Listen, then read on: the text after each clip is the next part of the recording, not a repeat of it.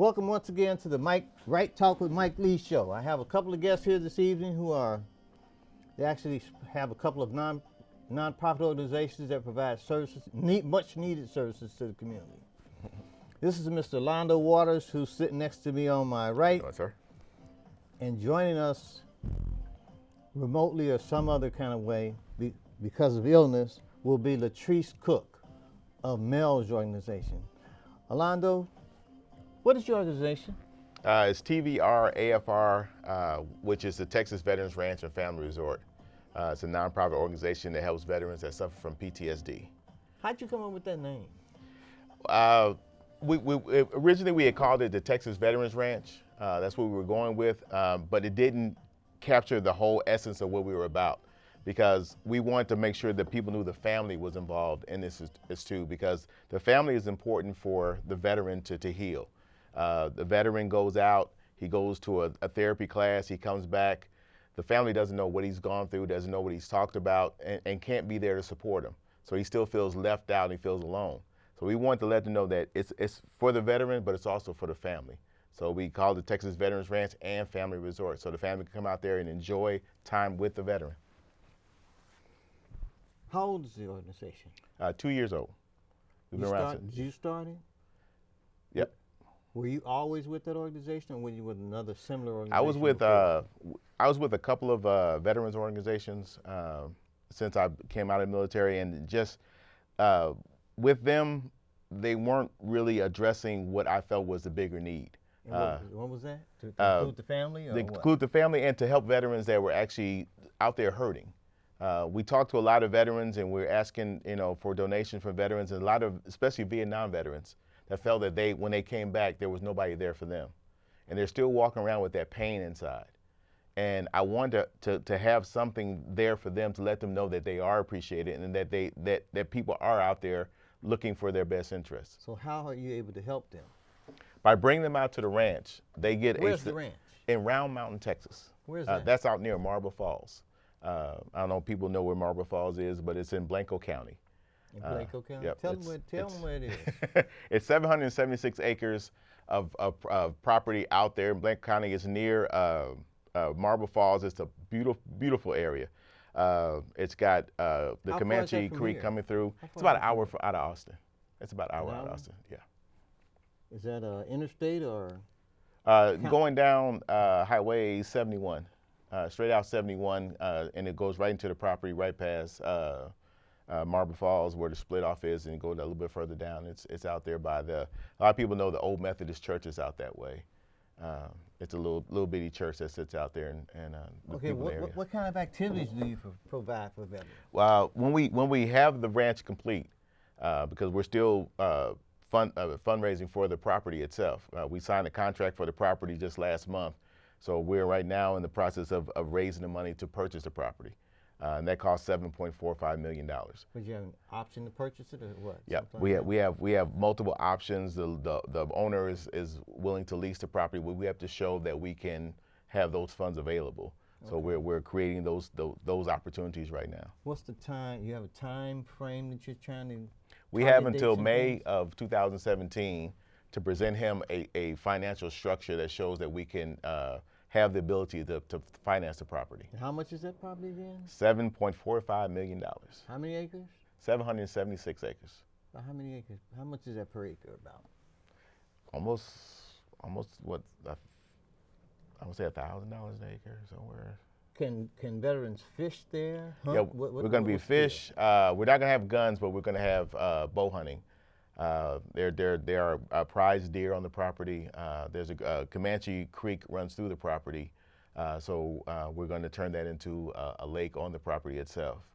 And we're going to have just different equine therapy, which is really helpful for veterans going out there with the horses and just being able to get away. I've talked to some really good horse people, and they're really excited about the property. They come out, they've looked at the property, and they said this is going to be fantastic for the horses and for what we want to do with the veterans and the horses. Describe for the audience some of the backgrounds and qualifications of people who are helping you along try to realize your vision. Right. The people that are with me are all veterans. We have a great warrant officer 4 that's on the board. Her name is Lila Holly. She has brought to my table, to my attention, really, what females are going through. She's written 2 books on just the transition struggles of females coming out of the military. And she's a veteran, correct? She's a veteran too. Yes, she's a veteran of 22 years. What branch? Army. Army? Yep. Army has the greatest percentage of PTSD victims.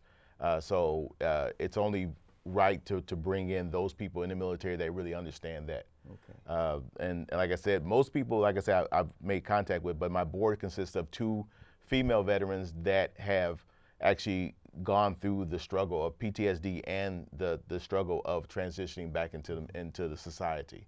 Gia Costello, she was Miss Texas, I always say that wrong, Beliza.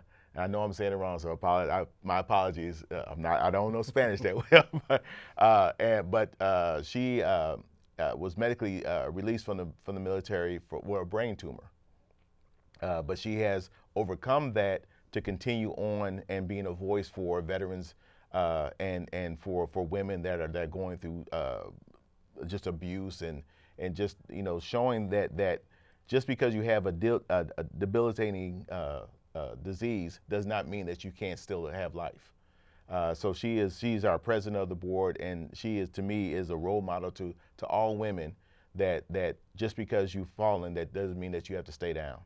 And that's to me is powerful, and she's helping us create the programs to help those women, because women now are the leading PTSD victims right now. Their numbers are going faster than men, because not only do they have to deal with the depression and anxiety that men have to go through, but there's also the sexual assault that they're dealing with. There's a lot of physical abuse and mental abuse that women are going through. You mean that they experience while in the military? Yes, sir. Yes, sir. And when the military first decided we're going to allow women to come into the military, they didn't think, what are we going to do with these women when they come out? What facilities are we going to have available for them when they get out? So there were no programs or facilities open for them. So they were, they're trying to catch up. The VA is trying to catch up, but a lot of women are falling to the side because there's no place for them to go. There's no shelters for them. There's nothing that the VA is offering for them, and it's limited to a small thing like the VA in Temple. There's 3 floors of a domiciliary for men. There's 1 room for women, and it holds about 20 women. That's nowhere near enough, especially in Texas. Does your organization have the facility to provide services to those women? That's where we're building. When we build this, we're going to have a facility that's designed just for women and the issues that women are going through.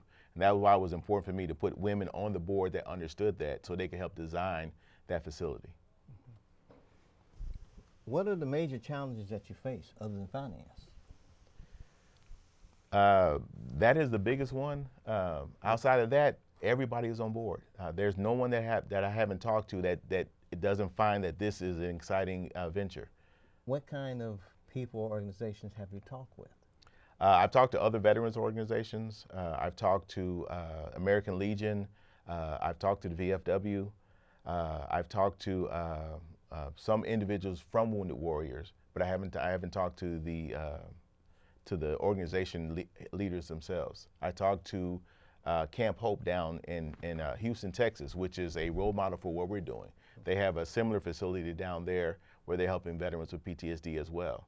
So our models are pretty much similar to what we're trying to do. Are you trying to focus and do like a regional type of thing, Central Texas type of thing, or what? At this time, that's where we are, but our goal is to go national. Our goal is to make sure that there is a veterans ranch in every state, so veterans have a place to go. We've reached out, and some families in Alabama have donated land to us to start a place in Alabama. So that's going to be our next place to go after Texas. Okay. Okay. In terms of your vision, let's say that you have a basic vision, something small, and then a big vision, big picture. About how long do you think it'll take to do the big picture? I feel the big picture would take 10 to 12 years. That's for us to expand to every state and to build a facility. Once you get past that first hurdle, it's pretty much easy, and we'll know. We've tested for the last 2 years by leasing property, and we've learned what veterans are looking for. We learned what helps and what doesn't help. So we've gone through that process. So we figure as we build, it should take 10 to 12 years for everything to be together before we be a national organization. So right now you're just here in Texas, or just in Central Texas? We're in Central Texas right now, Round Mountain, Texas, which is the heart of Central Texas. That's the facility out in Marble Falls that you're talking Yes, about? sir. When did all this happen? October is when we opened the doors to TVR AFR. Wherever. Well, that was our headquarters here in Austin, Texas. Your headquarters here in Austin? Yes, sir. Because that's where most veterans, the most homeless veterans are in Austin, Texas. So I want to come here to be right in the middle of what was going on, so I can talk to them and find out what's going on. So our initial programs when we started, before we even had the ranch, was to feed the veterans, to find housing for the veterans, to find clothing and things like that for the veterans, to get them off the street. So what you're trying to do has the potential to help Austin with this homelessness problem. Yes, sir. Yes, sir. Yes, sir. Have Our you goal is to approached make with sure. or talked to anyone at City Council and have any relationships there? I don't anymore. We have relationships with the outgoing. We have no relation with the incoming now. We need to establish new relations. Okay, because I asked you that because I am also a member of the African American Resource Advisory Commission, and I haven't seen you there. And if you had been there, I would have seen you. Yeah, that's true. And that's one of the reasons that I'm doing this show, and one of my goals on that commission is to try to expose the community to people and programs out there that provide services that people need and that can help people. And to the extent that I'm able to establish relationships or communications between people and organizations, that to that extent it helps me fulfill one of the purposes of even having this show. I understand. But I think that we face the same problem that most veterans face. We don't know what's out there for us, so we don't know where to go to get that help. So, like, I don't know about your organization. That's just like you don't know about mine. And that's the problem with the veteran. He feels lost because he doesn't know what programs are set out there for him. So, as you know, we want to make sure that we solve all those problems. So it's all about communication Yes. to people, right? Yes. Now, one of the things, I have a good friend of mine who has a show on KZI radio, Ken Thompson. Mm-hmm. I'll have him down here sooner or later. And one of the things that he's on the commission with me. And one of the things that we often talk about, and one of our goals is we feel like people operate in silos, or as old people might say, the right hand don't know what the left hand is doing. Yes, sir. Yes, sir. In some kind of way, we got to use every bit of our imagination and minds to try to let the right hand know what the left hand is doing. Bridging that gap is probably one of the biggest hurdles that we have to face just as a community. Well, and then I have another saying that's mine, and I say this, I had to put my brand on for this one. The revolution still will not be televised, but I believe that what's good for the black community is good for the community. Yes, sir. I say that every show, and I'll probably say it every show, but that's just what I believe. Because I believe that to the extent that we can strengthen and build one community, it helps raise the whole community. And it seems to me that one of your Patrice is on the line, so whenever you want to bring her, start talking to her, you can. okay.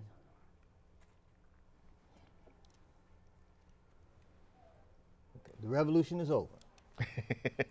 I understand that my other guest is available remotely, and her name is Latrice Cook, and she heads MELJ organization. That's MEELJ, I believe.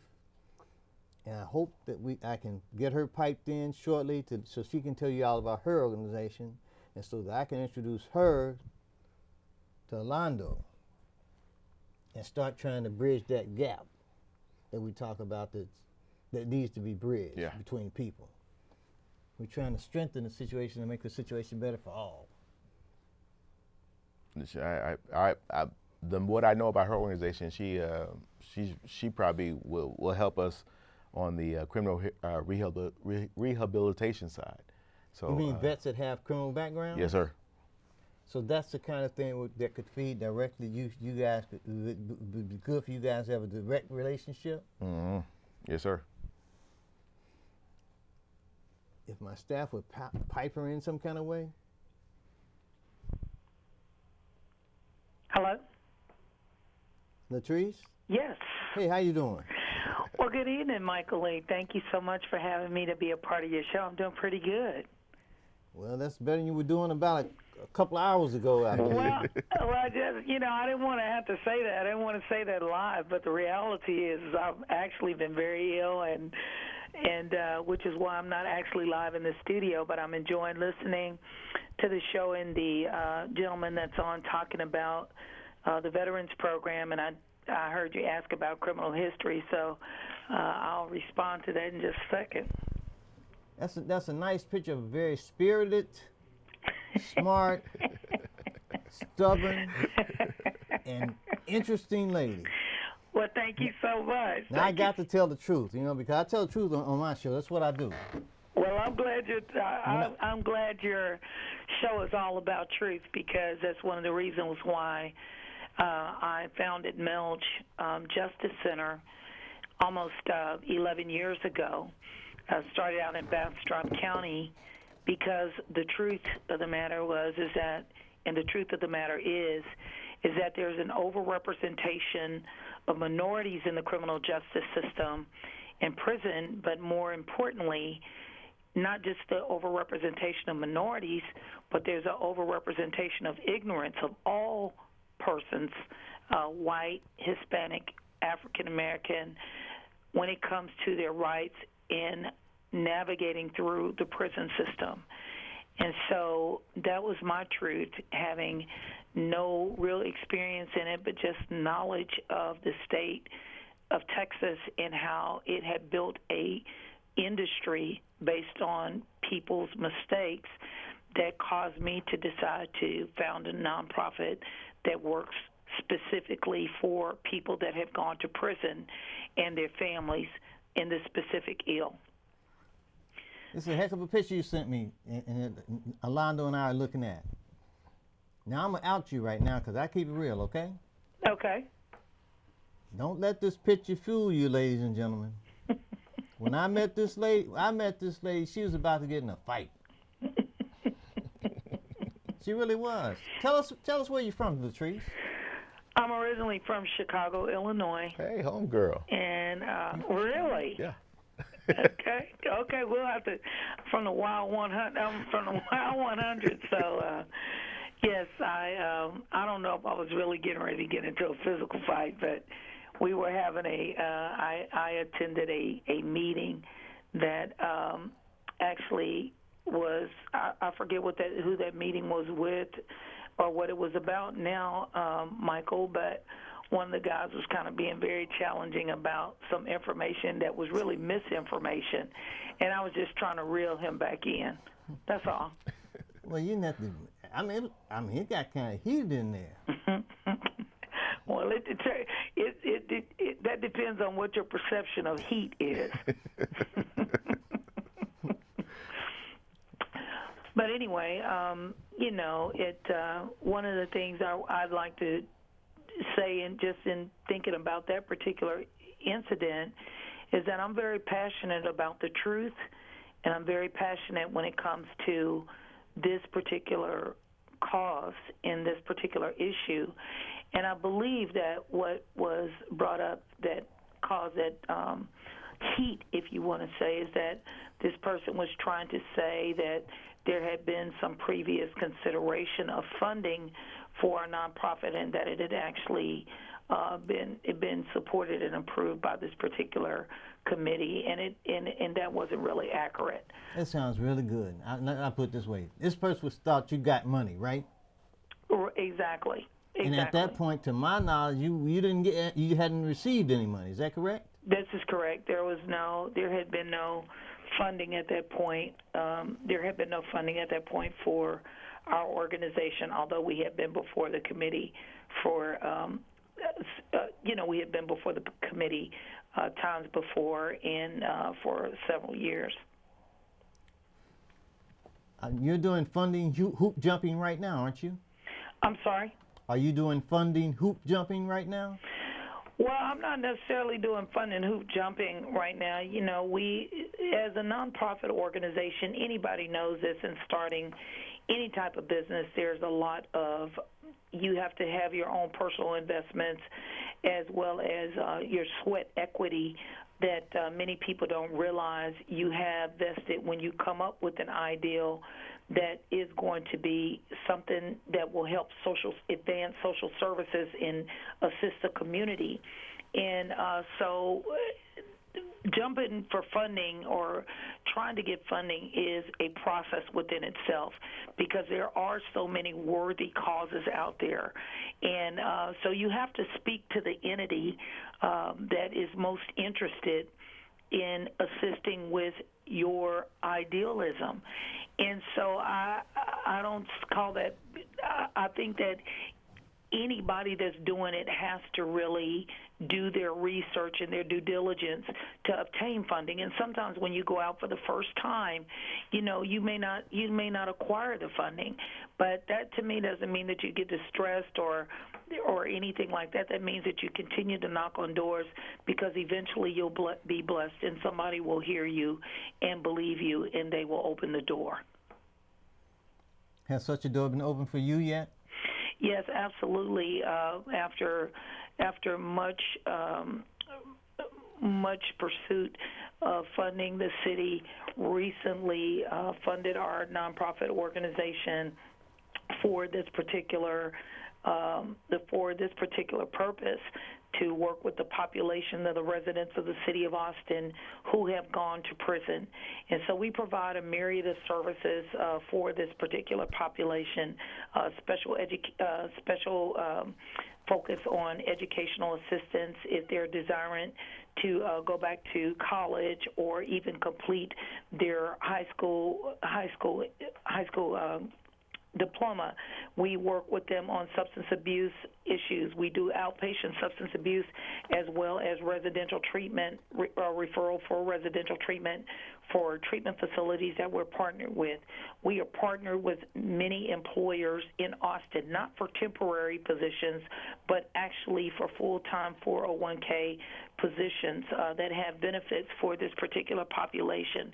We work with their children. We offer them the educational classes that we are certified in by the state of Texas. If their children have been mandated by court to attend those classes and we are certified for them, we provide them at no cost to our program participants. Many of our services that we provide to this particular population are at no cost to them.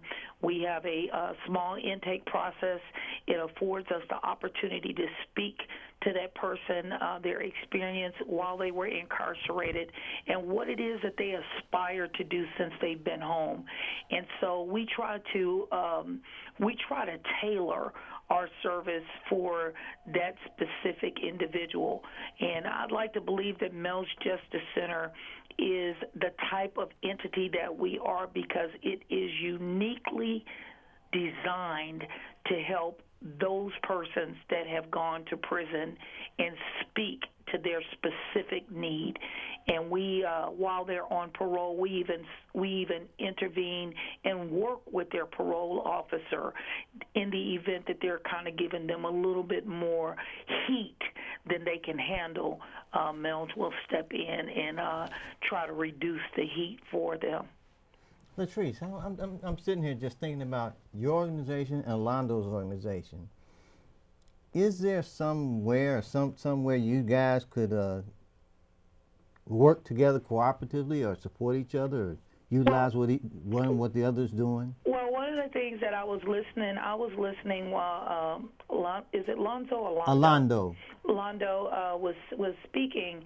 Was we recognize that veterans are also a high population of persons that have given service, and they have now been kind of shut out and left out, which is what Melge is about, and how we have had many persons that have been in the military that have gotten that are out of the service, and that because of PTSD or other things that are associated with them having been in service have caused them to become abusers of some sort of substance, which in turn has actually caused them to be incarcerated. Right. And so I feel that there is some synergies there, because he has a population that may have some of these ills that are unspoken to, in addition to what they're experiencing as a veteran, by not having the government to really honor their time by doing the things that they need to do for them, providing them all the resources that are really available to them. And I can see partnerships with us just based on the fact that if they have someone that is going through a criminal situation that could lead them to prison or has landed them in prison, that there is a way that we could work with them specifically to help them. Now, you know, I kind of believe in providence, not kind of believe in providence, I really believe in providence.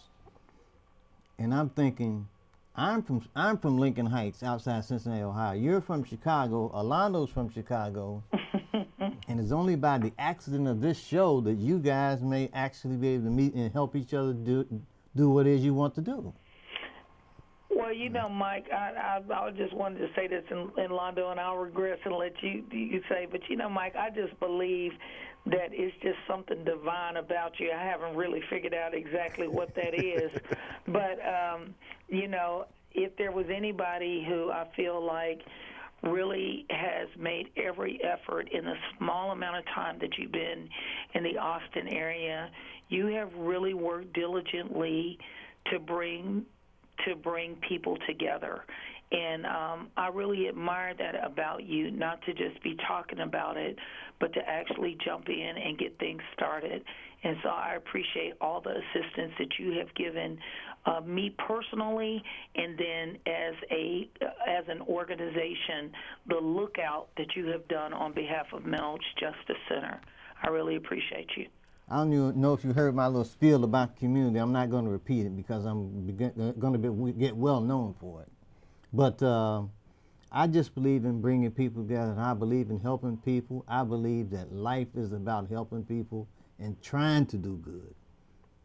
I have varying degrees of success from time to time, but basically I try to do good and try to do what's right. That's why the name of my show is Right Talk. Let's talk right, act right, think right, and do right. I have to agree. I have a T-shirt that was made for me that says, I am right. And my producer wife, Nathalene, says she's going to get her a T-shirt made that says, I am right, you're right, but I'm not wrong. She needs to hurry up and do that, because, you know, I'm sure her arms have to be real long dealing with Mike Lee Talks Right, or whatever. Right Talk with Mike Lee, I'm sorry. Now, let's see, the Cubs won the World Series.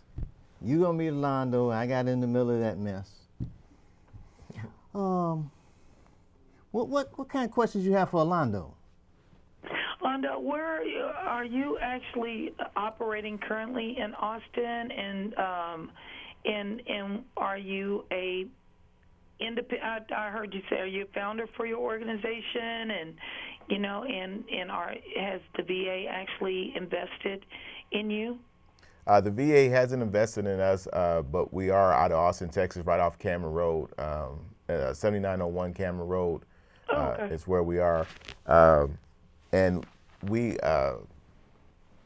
looking to partnership with people that can help veterans in any way. My goal is to make sure that any veteran that needs help finds help that they need. I've run across a lot of veterans that have some bumps in their past, and having an organization that can help guide them through that mire of legal mess would be great. And so I would love to be able to partner with you to help these veterans because, even though if after they serve their time, it's very difficult for any individual to find employment after that fact, to find housing after that fact. Sure. And to partnership with people that can help these veterans to get back on the path of righteousness, I'm more than excited to be a part of that. And then also, how do you, Londo, get your referrals? How do people know about you? Mostly through the VA. I'm at the VA all the time talking to veterans at the VA. Okay. People tell us, I have a family member, I know this person that needs your help. They give me their number or they reach out to me, and that's really how we've been operating. And then we do a lot of fundraising in different cities.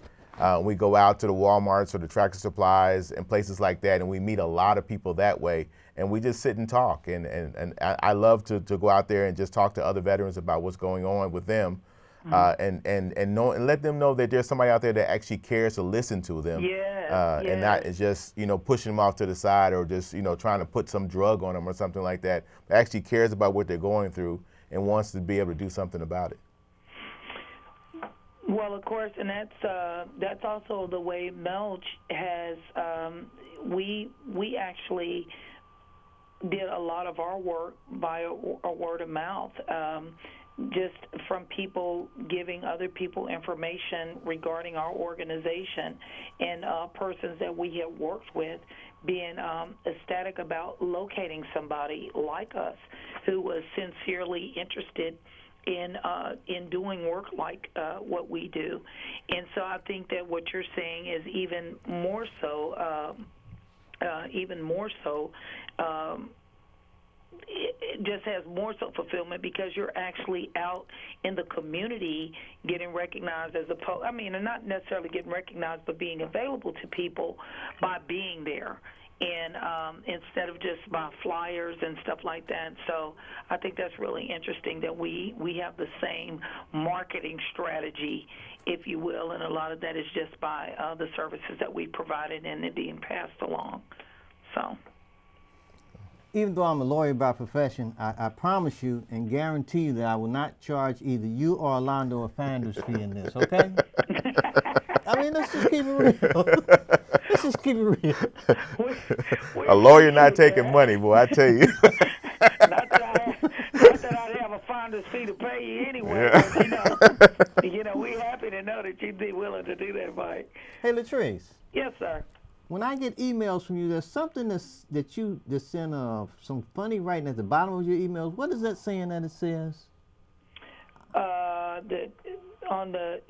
Is it about the struggle or something like that?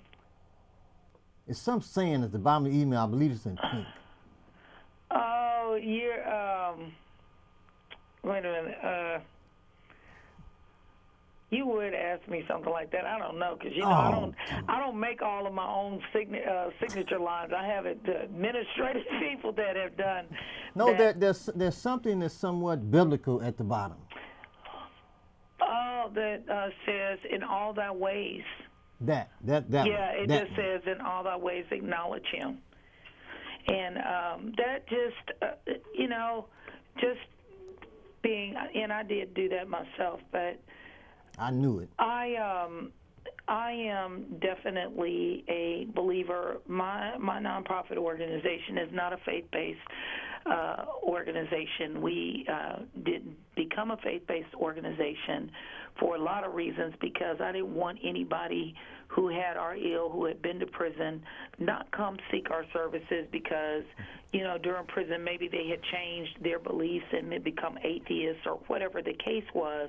I wanted people to I wanted people to still be able to actually utilize the services in spite of their religious background or beliefs. And because of that, that's where, I departed from being actually a faith-based organization. In all thy ways acknowledge him is something That's that it. I just truly believe That's it. is symbolic to what I personally as a person I have that etched in my heart, because I really truly believe that the Word of God says, in all thy ways acknowledge him and he will direct your path. That speaks true. If you acknowledge God in everything that you do, he will give you direction. And as believers, we have to know that our help in everything that we need is truly in God. You know, we can't do anything in our own might. And I put that I didn't think you would ask me that, but I know. I put that in the bottom of, I put that in the bottom of my emails just because for me, that's true.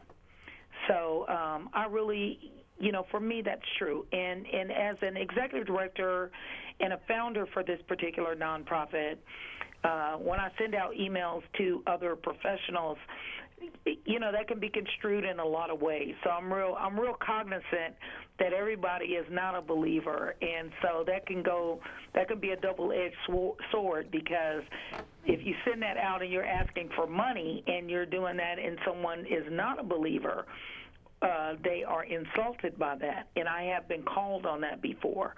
And but as people who are believers, they accept that and embrace it and think that's a nice touch. Well, Teresa, I don't think that you can have a heart of helping people and not be of God. I don't believe that you can go out here and look at somebody and say, well, I don't believe in God, but I'm going to give my whole heart and soul to helping somebody else to edify that person. I believe that anybody who looks at our organizations and look at us and know that we're faith-based because we believe in God. We're based in our faith of God. We don't have to put it on a slogan or anything like that. But to me, the fact that we know that what our mission is, what our duty is, what our reasonable service to help other people makes us faith-based in that instance by itself. I agree with that, but as you know, Londo, I feel exactly the same way, but I have recognized in this business that there are many people who are offended. They separate church and state and all that type of thing, and that's true. But if you really look at what the Word has told us as believers, he has commanded us to deal with those that are less fortunate than ourselves, to reach out and help our brothers and our sisters, and it says for us to be our brother's keeper. Yet we as, and it amazes me, the churches that don't assist those organizations like ours who are doing this type of work on a regular basis. They would rather just have something that they give out independently as opposed to supporting organizations like myself and yourself and others who are doing this work in a big way. Yeah, I think that's the problem. Like I was telling Mike earlier, the problem with our society is that everybody is mostly out for self, and they feel that we're taking a piece of their pie if they help us or if they join with us, instead of us coming together and just doing as God directed us to do, to help one another and to be there for one another. And if I can't say I love my neighbor, but I'm afraid that if I help my neighbor, that somehow it's going to take away something from me. That's to me that's just, it's hypocritical. So I look for those, and I know that those people will be directed. I know that like today, how would I know that I meet somebody from Chicago that would be instrumental in helping me grow our organization, and just coming on this show and meeting you? That's one of those things that I know that to me is just a path of God, the way things work, that we come together. And I know that through meeting you and meeting other people along on this path, that's how we're going to overcome these obstacles. And these people who have this money, the Bible tells us about that too, that the rich man is storing up that money for us. So I don't, I just, I believe that if we continue to do what we're supposed to do, if we stay faithful to the path that God put us on, that we don't have to worry about whether or not that person is going to be offended, because I believe that if we approach them the correct way, not pushing our religion on anybody, not judging them, but just saying that my heart is there to help my fellow man to be better than what he was yesterday, that will inspire anybody, whether he's a God-fearing man or atheist, to say, I like that character in that person and I want to be a part of that.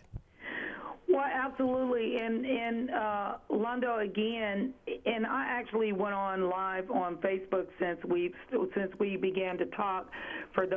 Since there are people who watch Facebook but don't know about or can't get Austin access to actually watch this live, I think that what you're doing as far as reaching out to veterans and understanding that there is a lot of money that the government has that they can invest in nonprofits like yourself who are providing resources to veterans that have been disenfranchised after serving their country, that, you know, there has to be a responsibility by our communities even to get involved and say, hey, you know, we're insistent that we support persons like MELD and like your organization, especially that are focused on people that have, under their guise of under God, have went to the military to serve. And I don't think it's just by chance that we meet tonight via this show. I really don't. I think that this is really in divine order, and I'm excited that Mike put this together, that we would be able to meet and be able to advance each other's causes. And I definitely am excited about the opportunity to be able to help you help those veterans who seek assistance. Well, that's interesting. You know, I guess I can interject something personal in everything. I have a brother whom I love dearly who has spent so much time in jail that I don't know him. Wow. And he's one of the best criminal appeals people that I know, probably better than me. And I can tell that because of what he calls me, the question he asks me. When he calls me sometimes, he asks me the precise question that needs to be answered. And I wondered to myself, Charlie, how many books you read about this? He'll mispronounce words and things like that. But the questions that he asked me are the precise questions that need to be asked, that need to be answered. And I'm kind of excited about what's going on right here because of my own brother's experience. Well, and when you say that, are you saying it from a perspective of you're excited about the opportunity to that your brother has he'll have exposure to things to persons that work with people that have gone to prison, or? Latrice, my brother Charlie has written at least 4 writs of habeas corpus that have gotten people out of jail. Wow. I'll put it that way. Oh, well, maybe he's the one who needs a law degree. You're going to exchange them. I'm going to keep it real with you. Sometimes when I run across certain questions, I call him and ask him, I say, Charlie, tell me how a crook would look at this. Well, and I ask him and he'll tell me. Because I don't think like that. So one of the things I want to say to you, Mike, and to the people who are watching right now on Austin Access on TV right now, I want to say this. I think that it's very important that people understand, because you just made a comment. You wanted your brother you made the comment about crooks.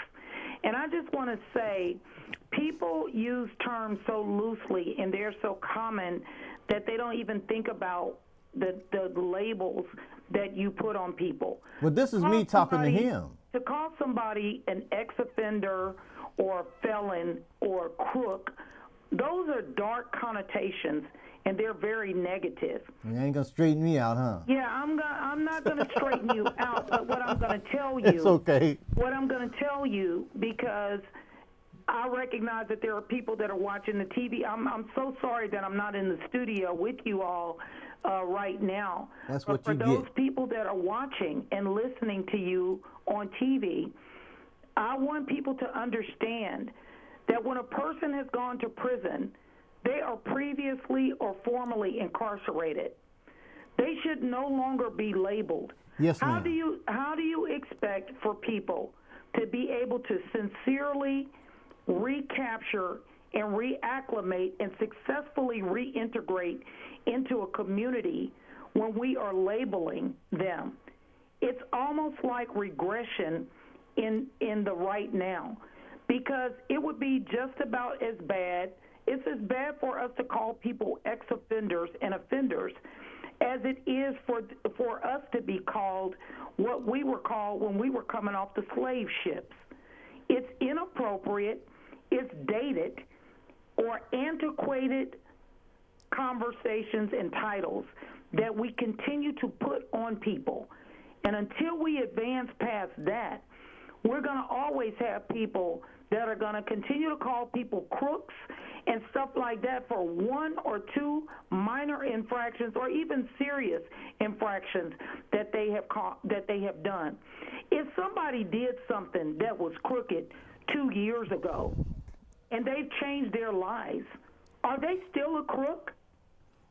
And it is people that have forums like yourself, Mike, that really need to understand, if you have the ability to speak to a mass of people, the information that we share with people needs to be accurate and it needs to be right.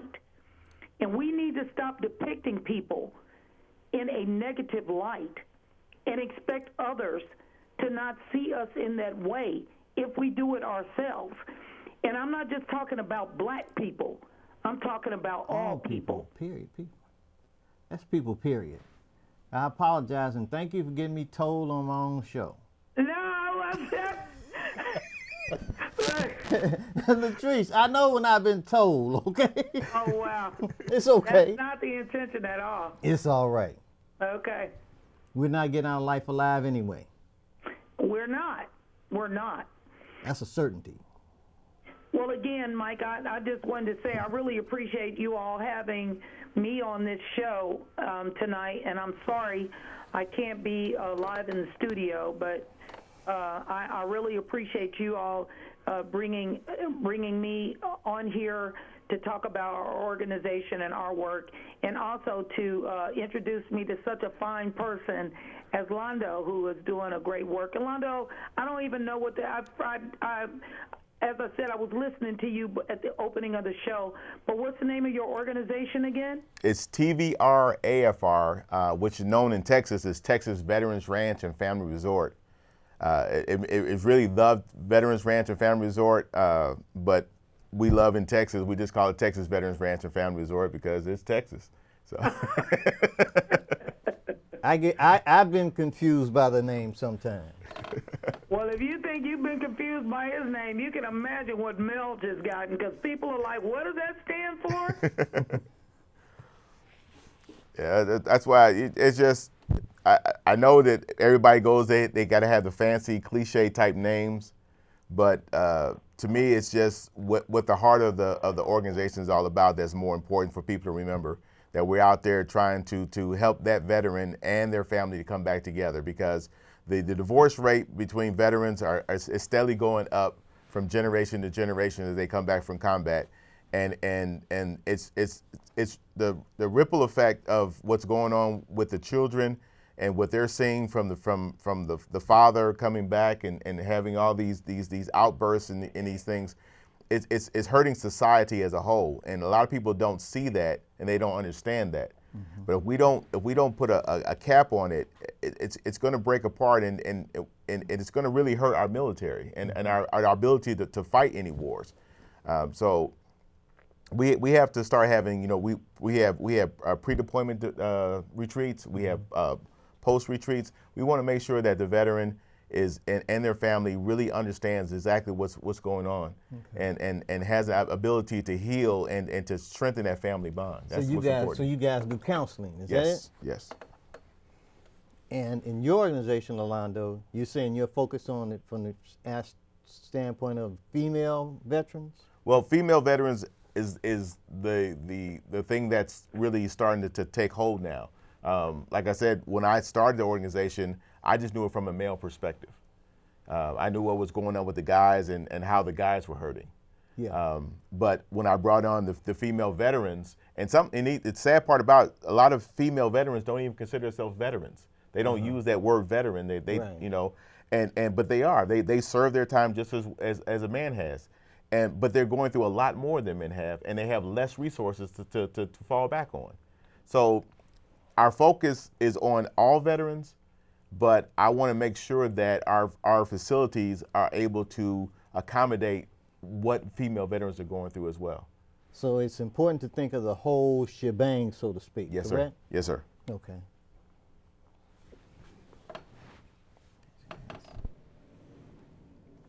Okay.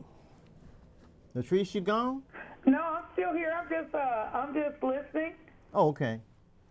I feel like I've definitely had a lot to say, so I want to listen to Orlando and hear what he was saying. And Orlando, again, I think it was interesting what you just said about female veterans not wanting to be called veterans. I didn't know that. I've learned something. That you told. Well, it's just something. It's something that they just don't recognize themselves as veterans because especially like when I'm out there, a lot of people say I'm a veteran too. They don't see themselves as veterans because it's something that when people think of veterans, they think of men. They don't think of women as veterans. I was even shocked when I see female veterans from World War II or the Korean War. When they come up to me and say, I served in the military. I'm like, oh, really? And I had to catch myself. It's like, why would I be surprised that a woman was serving in the military at that point in time? But it's just one of those things that you just don't put in your mind to think about. And that makes that woman feel that she wasn't a part of the service and she didn't earn that right to be a veteran. And that's something we have to change. It's just as bad as calling a person who was incarcerated, an ex-offender, as opposed to of looking at a woman and saying that she didn't serve as well as a man did. Oh, we have to change those things. You're going to tell yourself off, huh? Hey, I'm about to beat her to the punch. Exactly. No, I really appreciate that because you're exactly right. Women that have gone to prison, again, they suffer a whole nother level of ills that many don't even recognize. When a woman comes out of prison, people somehow or another feel like they have it so much better than guys.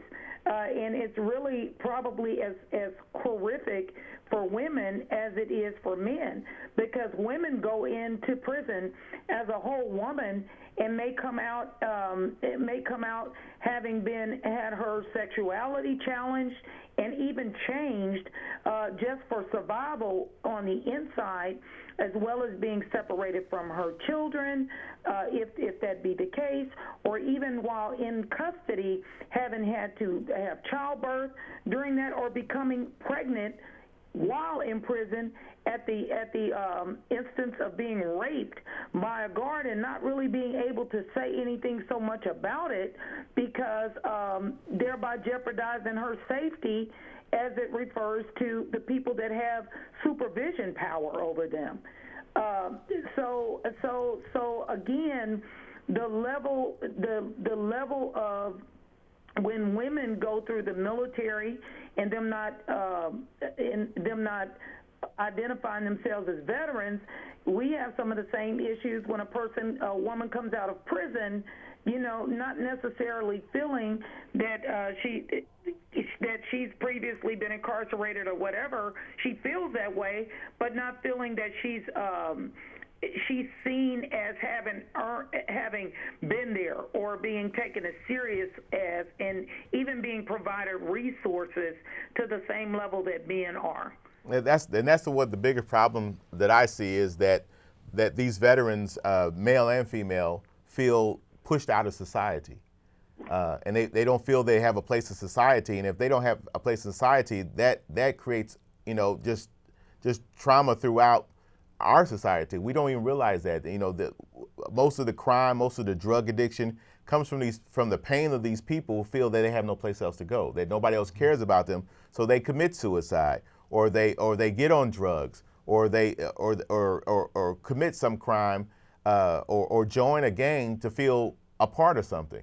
And if we can fix that problem, if we can have organizations like yours and mine that let these people know that people care about them and that there are resources out there for them, I think we can stem that tide of depression, of anxiety, of suicide.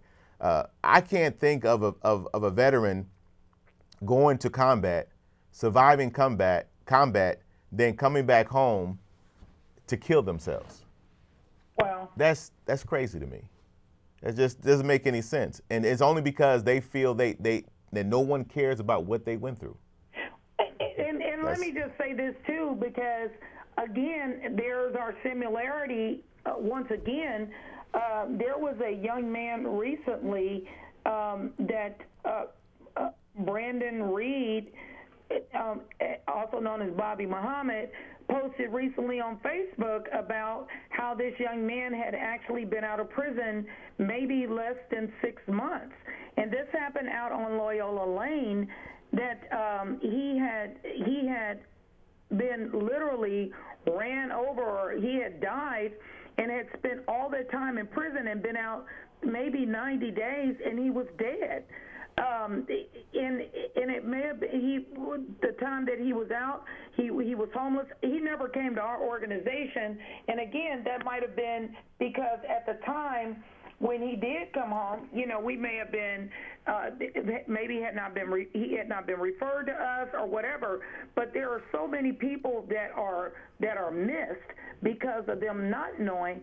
And some of the reason why they haven't known, or we haven't been doing a huge marketing campaign or anything like that, is because of limited resources.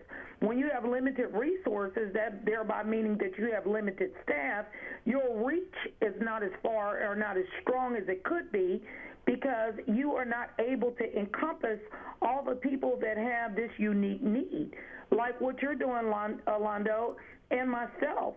And it was really heart-wrenching to read that after this guy had spent this many years in prison, that his freedom was only for a short while, and that his freedom was tumultuous, if you will, because he had nothing. He came out homeless. He came out without, and there was nothing really available for him to pick up. And Brandon Reed had personally reached out to him, fed him, gave him some clothes and stuff, and then the next thing you would know is that this guy was dead. And so I just wanted to add that there are so many barriers that people that have been incarcerated and or that are veterans, that they have a different level of need and a different level of anxiety and a different level of psychological and emotional issues that those of us that have been in freedom or that have not been in a structured